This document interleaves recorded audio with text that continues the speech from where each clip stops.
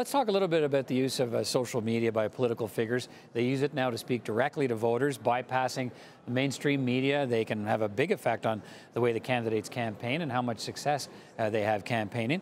They get a real-time sense of how their messages are registering with potential voters, and it's sure a lot cheaper and can be a faster way to build a big base. So let's take a look at how this race has played out on the social media front. I'm joined by two guests. Elamine Abdelmahmoud is the editor of news curation at the online media outlet BuzzFeed and BuzzFeed News, and Brittany Andrew-Amofa is a public affairs commentator who's a nonpartisan but identifies as progressive. Good to see you both. Thank you. Thanks for being here. What are your impressions? Let's start there of how the candidates in this leadership race, a crowded field, how they use social media. Did enough of them embrace it? Did they do really well, really poorly, or somewhere in between? Brittany, do you want to start? Yes, well, I thought a lot of them experimented with the use of social media. You saw a lot of people try something different, try something new. You saw some people possibly cross some ethical and moral boundaries. But I think what happened with the Conservative leadership race is that they went out of their comfort zone a little bit, and they definitely thought that youth voters were a priority, that they're trying to bring millennials back into the party. Okay, Elamine, what are your thoughts? Well, see, to me, using social media and just being on social media are two different things. I thought quite a few candidates just thought they took their press release, then they just put it on social media and say, hey, look, we did a tweet or we did a Facebook post, which is like not really what social media demands. Social media demands more live interaction, engaging with criticism, engaging with the people that push back against you. And to me, like maybe 2 or 3 candidates stand out, but the rest of them very, very bland. Okay, I want to point out for our viewers here, because I know that there's thinking this. There is a band warming up playing the national anthem, and we're not talking during the national anthem, the official national anthem that's going to be presented shortly. The event hasn't started yet, but the band is warming up. So I want to let people know that we are not talking through the national anthem. They're rehearsing to get ready for the big opening. They're used to using traditional mediums, print and broadcast ads. How do you think they managed the transition? How do you think they did in sort of transferring that messaging to social media? I think you've definitely seen some slip-ups. You've seen them struggle and challenge a little bit with understanding how social media works, how quickly things can go viral, the permanent footprint that social media has. And I think very much what Elamine said, it's not about putting your press release onto the online world. It's actually having a strategic message. It's actually learning to craft your message to a particular voter base. And I'm not sure if the candidates really mastered that very well overall, but yeah, it was definitely something different this time around. Yeah, I mean, like, you know, for campaigners like Brad Trost, for example, to me, like, that message doesn't have a place on a platform like social media that trends young, that is not particularly interested in hearing anti-gay views, for example. So I find it was a weird transition in certain cases, but for people like Michael Chong, it was not an especially elaborate transition. Again, it was just taking content that you put out in a mailer and you put it on social media, so not especially effective. But then you have Bernier, who used memes and who used the language of the internet to sort of communicate with people, and I think that was sort of the most interesting. Let's go through. I'm going to come back to Brad Trost, but let's talk about let's talk a little bit about Kelly Leitch. Yeah, early in the campaign, you know, she drew a lot of attention with this video. Late February, a YouTube video to explain her plan to require face-to-face screenings for all newcomers to Canada.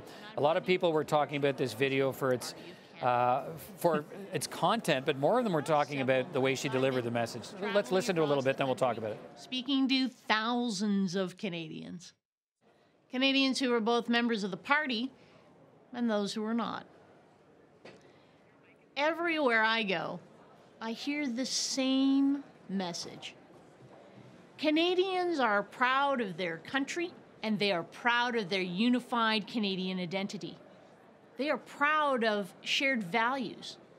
Values like hard work, generosity, freedom, and tolerance. All right, so that was the Kelly Leitch video. A lot of people said, you know, a lot of commentators, well, what is this? What did you think? First off, it was completely awkward.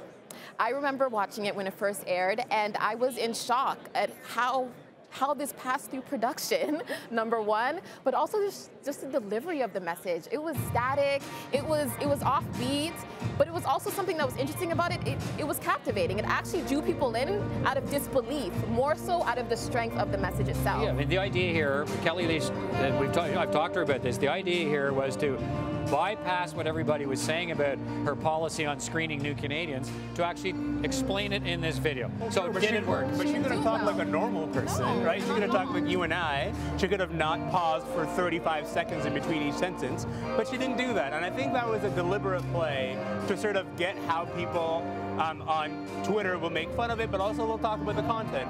And it actually was like very effective for her in that she stole the news cycle, at least on Twitter and on Facebook for that day. People were talking about just how bizarre this video was. So it did its job in that sense. Yeah. In that sense.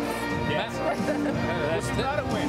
It's getting pretty loud here, but let's push through. Yeah. Yes. Max Bernier's campaign came under scrutiny when he used an image that references the sci-fi film The Matrix.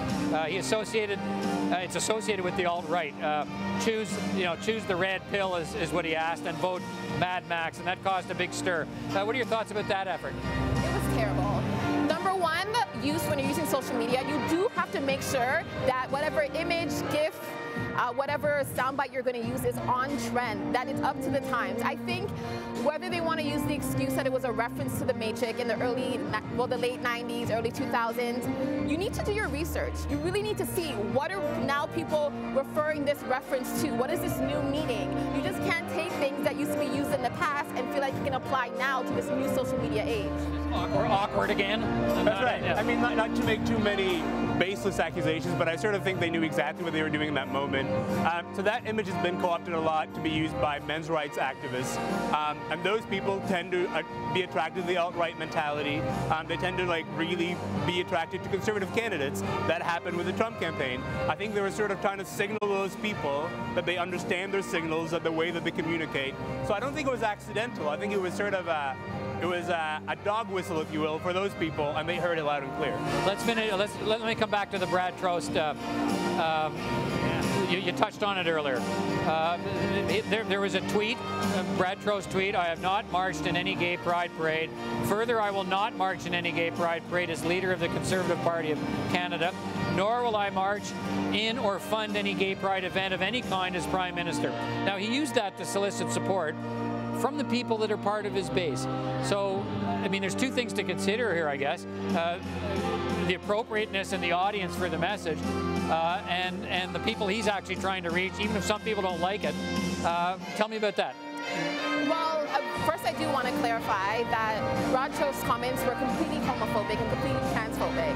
And I think it was unfortunate for that to transpire within the Conservative Party. I think it was successful in reaching that particular demographic within the caucus, so social conservatives, where this message may resonate with. To the broader Canadian population, this would not fly. And I think Brad Trost came into the race particularly in hopes maybe of being leader, but also to bring back in social conservative values and to deliver a strong message to certain members within the party and also to the caucus. Let's finish on this. I'm interested in people use social media to try to change the campaign, to try to change where they're headed in the campaign.